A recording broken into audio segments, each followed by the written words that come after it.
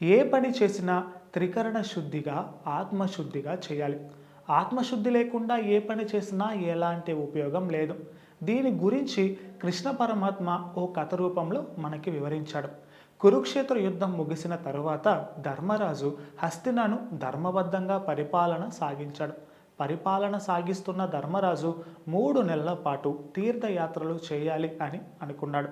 ఈ విషయాన్ని కృష్ణుడికి తెలియచేసి యాత్రలకు రమ్మని ఆహ్వానిస్తాడు. తనకు సమయం లేదని ప్రతినిధిగా సొరకాయను తీసుకువెళ్ళమని చెబుతాడు. కృష్ణుడు చెప్పిన విధంగా సొరకాయను తీసుకొని తీర్థయాత్రలకు వెళ్తాడు.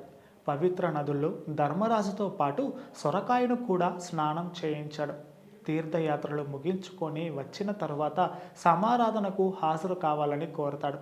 సొరకాయను వండి ప్రసాదంగా అందరికీ పంచమని కన్నయ్య సలహా ఇస్తాడు. ప్రసాదంగా తీసుకున్న వాళ్ళంతా చేదును భరించలేక వాంతులు చేసుకుంటారు. ఇదేంటని కన్నయ్యను ప్రశ్నిస్తే, అరే, తీర్థయాత్రలు పుణ్యనదుల్లో స్నానం చేసిన సొరకాయకు చేదు పోయిందని అనుకున్నాను, పోలేదా అని అంటాడు కన్నయ్య. ధర్మరాజుకు కన్నయ్య ఆంతర్యం అర్థమైంది. సిగ్గుతో తల వంచుకున్నాడు. హృదయ పరివర్తనం లేని యాత్రలు ఎన్ని చేసినా, తీర్థాల్లో ఎన్నిసార్లు మునిగినా ఫలితం ఉండదు.